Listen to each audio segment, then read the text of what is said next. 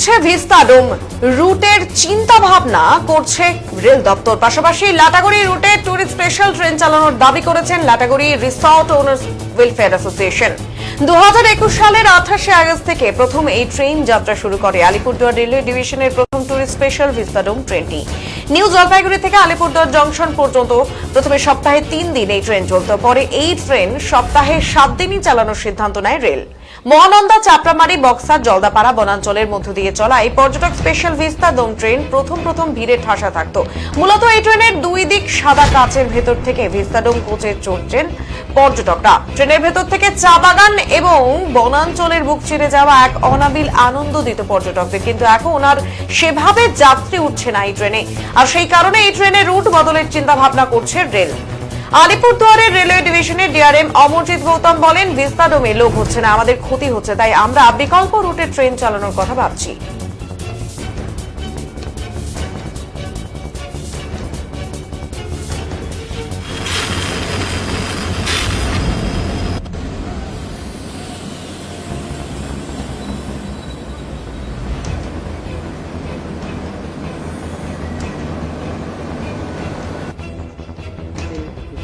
साल पहले विस्टाडोम जो टूरिस्ट स्पेशल है बहुत अच्छा तरीके से चल रहा था। अभी क्या सिचुएशन है सर?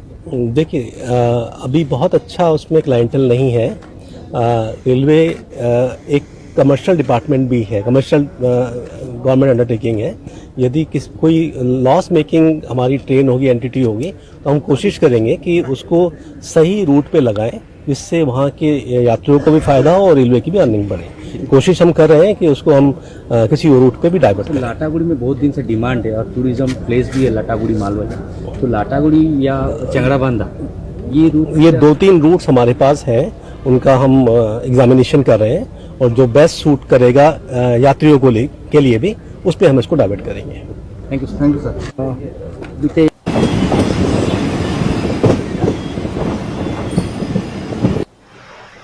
এনজিপি থেকে আলিপুরদুয়ার জংশন অবধি একটা ভিস্তাডোম কোর্স চালু হয়েছিল রেল দপ্তরের থেকে। প্রথম দিকে সেটাতে ভালোই পর্যটকের সাড়া ছিল এবং বিভিন্ন জায়গা থেকে পর্যটক আমাদের কাছেও জানতে চাইতো ভিস্তাডোম কোথা থেকে যাওয়া যায়, কত টাইম, এগুলো জানতে চাইতো। প্রথম দিকে তো বেশ টিকিটের চাহিদাই ছিল, কিন্তু ইদানিং শুনতে পাচ্ছি এই ভিস্তাডোম কোচে টুরিস্ট হচ্ছে না। তো আমরা এর আগে আর একটা আমাদের এনজিপি থেকে লাটাগুড়ি হয়ে নিউ কুচবিহার অবধি আমরা একটা ভিস্তাডোম দাবি এর আগেও করেছিলাম।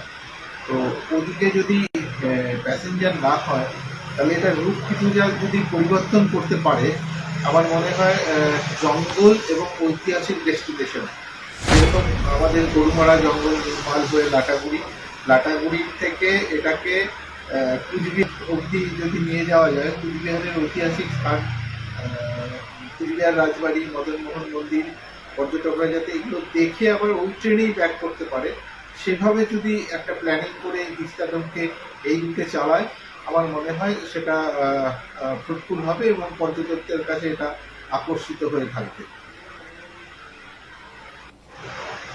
এনজিপি থেকে